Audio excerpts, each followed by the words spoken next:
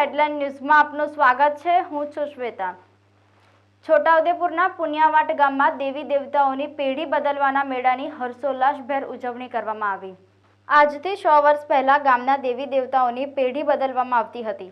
એ બાદ ગામ લોકો ભેગા મળીને ગામની પેઢી બદલી દેવોના લગ્ન લેવાનું નક્કી કરી 10 દિવસથી ગામની સીમમાં આવેલા 20 જેટલા દેવસ્થાનોના જૂના માટીના ઘોડા અને લાકડામાંથી ઘડેલા દેવ પ્રતીકો દૂર કરી નવા દેવોના ઘોડા અને ખૂંટડા બદલી કરુંડિયા ઈંદમાં હળની પૂજા વિધિ સાથે ઈંદની ઉજવણી કરી દેવાનો લગ્ન કર્યા છે।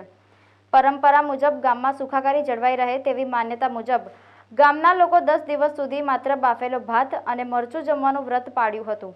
ગામની મહિલાઓ અડદની દાળ વાટીને ઢેબરા બનાવી દેવોને ધરાવી આખું ગામ સામૂહિક પાકું ભોજન જમ્યા હતા।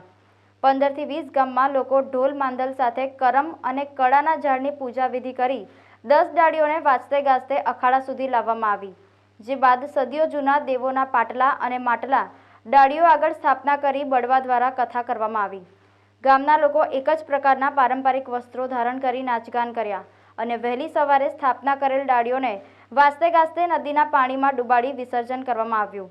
ગામની મહિલાઓ દ્વારા દેવોના લગ્નના લોકગીતો ગાવામાં આવ્યા તો બળવા દ્વારા ગાયના રૂપી કથા કરવામાં આવી।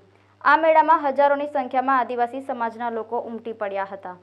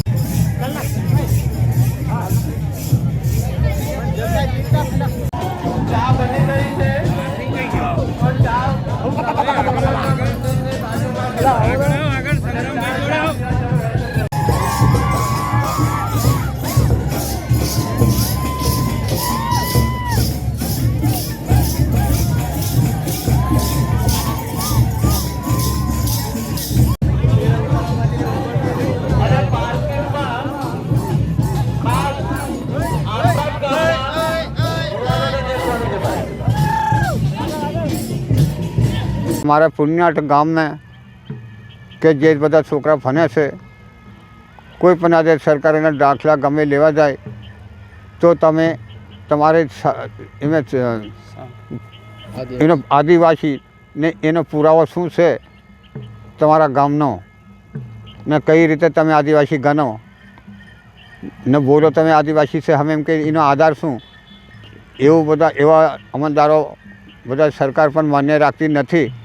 એટલા માટે અમે કે ગામના પુનિયાટ ગામના કે આ દેવો બાપ દાદા પહેલેથી કરતીરા લગભગ 100 વર્ષ ઉપરથી કરતીરા 100થી ઉપર વર્ષ થઈ ગયા એ ખડે નવા દેવો પાછા એને અમે પાછા જે કે એને અમે પાછા બેહાડ્યા ને એ અમે ઉજવ્યા પાછા કે અમારે આ સાબિતી છે કે આમાંથી જ હંમેશા તે ખડે લંગોટી કસોટી પહેરતીરા અમારા બાપ દાદા પહેલાં તે લંગોટી કસોટીમાં થા કે આજે કે લેંગો પેન્ટ પહેરતા થયા અત્યારે ને આ સરકારે આજે એવું છે કે જે કોઈ નોકરી ધંધે જાય તો કે ભાઈ તમારે આદિવાસી છે તમે તમારે પુરાવો શું છે ને એનો પુરાવા માંગે તો અમારો આ પુરાવો છે આજ અમે આ પુરાવો આ લઈએ કોઈ પણ બીમાર પણ નહીં થાય ગામમાં કે ઢોર વાસણ માણસ એ પણ કંઈ સૂકી રહે બધું કોઈ ખેતીવાડીમાં ઢોર વાસણમાં માણસમાં કોઈ પણ બહારનો કોઈ હવામાન કે કોઈ પણ કોલેરા રોગ एवं पण कोई नहीं लागे नहीं थाय ने ए देवो हमारे ये गामनी अंदर पफा पण दे नहीं कोई रोगों के कॉलेरा रोग आ गामनी अंदर नहीं पही सके ए रीतनु કરીને અમે એને ઉજવણી કરી છે અમે. આદિવાસીઓની જે હજારો વર્ષ પૂર્વેની ધાર્મિક પરંપરા અને સંસ્કૃતિ આજે આપ જે જોઈ રહ્યા છો તે હજારો વર્ષ પૂર્વેથી છોટાઉદેપુર જિલ્લામાં વસતા રાઠવા આદિવાસી સમાજ પોતે પેઢી બદલવાનો જે રિવાજ જે છે આજે 100 વર્ષ પછી પોતે કરી રહ્યો છે. અને પુણ્યવાટ ગામના જે લોકો જે છે પોતે ખભે ખભો મિલાવીને એકતા સ્વરૂપે પોતે પોતાના પરંપરાગત વસ્ત્રોની અંદર નાચગાન કરીને આજનો જે પેઢી બદલવાનો જે રિવાજ જે છે, જે વારસાગત જે છે, પરંપરાગત છે, તે આજે બદલી રહ્યા છે. અને સંપૂર્ણ ધાર્મિકતાથી જે પેઢી બદલવાનો રિવાજ છે આજે બાબા જે દેવ છે, કરોડિયા દેવ છે, તેમનો ઉત્સવ આજે ઉજવી રહ્યા છે. આ જે મહત્ત્વ છે એના માટે જે આપ પાછળ જોઈ રહ્યા છો કે જે ડાળો જે રોપવામાં આવી છે, જે પ્રકૃતિના જે દેવ છે, ઇન્દી રાજા છે, તેઓની જે પ્રાર્થના કરીને જળ જંગલમાં જમીનમાં રહેલા તમામ જીવોનું જે રક્ષણ માટે અને જે કંસરી માતા જે છે તેની ઉત્પત્તિ માટે સર્વેને સમાન જે સુખાકારી માટેની જે પ્રાર્થના હોય છે તે કરવામાં આવતી હોય છે. અને ગામની અંદર કોઈ મુશ્કેલી ના રહે, પ્રકૃતિ મુશ્કેલી ના રહે તેના માટે જે બાધા હોય છે તેનું જે આ પરંપરાગત રીતે જે ઉત્સવ ચાલે છે, જે આજે 100 વર્ષ પછી ફરીથી પુણ્યવાટ ગામના લોકો આજે કરી રહ્યા છે. આજે છોટાઉદેપુર તાલુકાના પુણ્યવાટ ગામે બાબા દેવ ઈદનો પિઠોરાની પૂજા અર્ચના ચાલી રહી છે. હમણાં આદિવાસી વિસ્તારના તમામ ગામના લોકો ડાળો લઈને પૂજા અર્ચના કરે છે.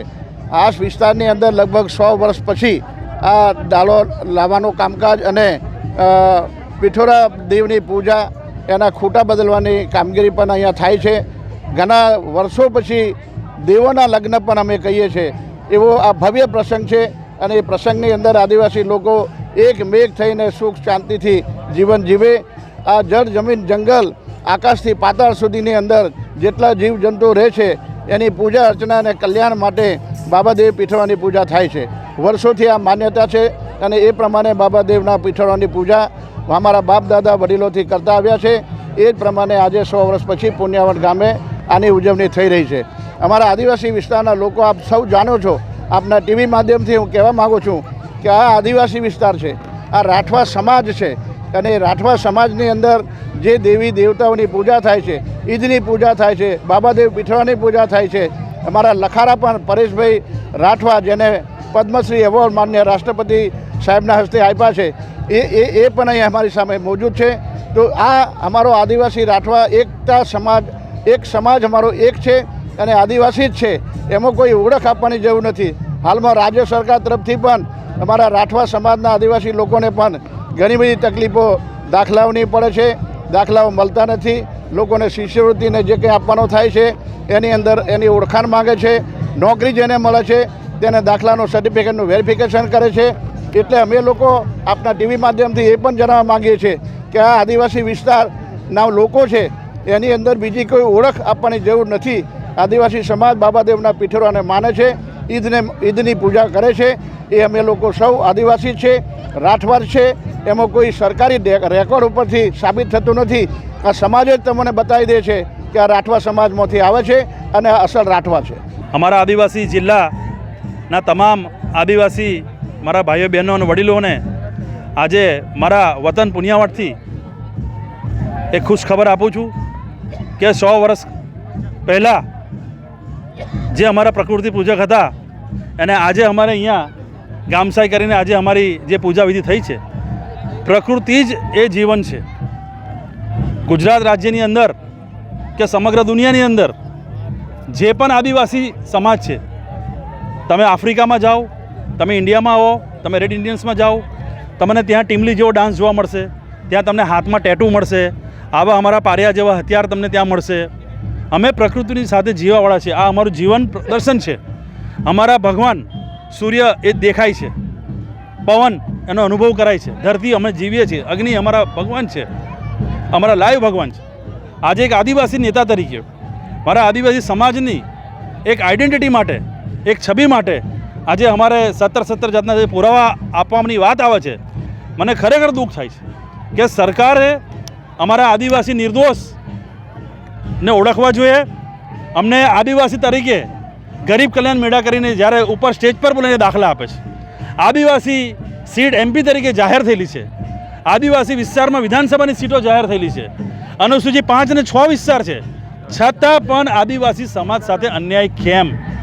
આજે હું એવું કહેવા માગું છું સરકારના પ્રતિનિધિઓને, સરકારશ્રીના નિયામકશ્રીને, મુખ્યમંત્રીશ્રીને, આદિજાતિ મંત્રીશ્રીને અને જે લોકોએ વિશ્લેષણ સમિતિના જે સભ્યો છે ને એને આ દિવસ અહીંયા હાજર રહેવું જોઈએ. As per the constitution of India it is shown in a book, Constitution of India, that tribals are having their own speech, their lifestyle is totally different, they lives in their own culture. અમે અમારી સંસ્કૃતિને, અમારી પ્રકૃતિને બચાવીને રાખી છે અને મને એવું લાગે છે કે આદિવાસી સમાજને ખરેખર ન્યાય મળતો નથી. સરકારે ખરેખર આદિવાસીઓને ઓળખવા જોઈએ.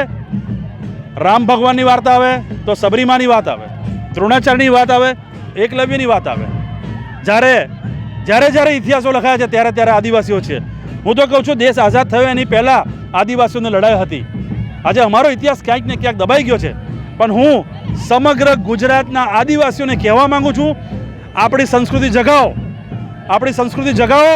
આપણા દરેક ગામમાં વાર તહેવાર આપણો થવો જોઈએ. આજ રોજ પુનિયાવાટ ગામના જે આપણા આદિવાસી સંસ્કૃતિ મુજબ જે આપણા પૂજન વિધિ હોય છે અને એના પ્રમાણે જે દેવ બદલવામાં આવે છે, આ કાર્યક્રમમાં આજે હું ઉપસ્થિત રહ્યા અને મને ખૂબ આનંદ થયું. આપણા આદિવાસી સમાજની જે સંસ્કૃતિ છે એ એટલી સ્ટ્રોંગ છે, લોકો વચ્ચે એટલો પ્રેમ ભાવ છે અને મને જોઈને આનંદ થયું કે પુનિયાવાટ ગામના લોકોએ અને અન્ય તાલુકાના લોકો પણ દૂર દૂરથી અહીંયા આ કાર્યક્રમમાં આવેલા છે. મને ખૂબ આનંદ થયું.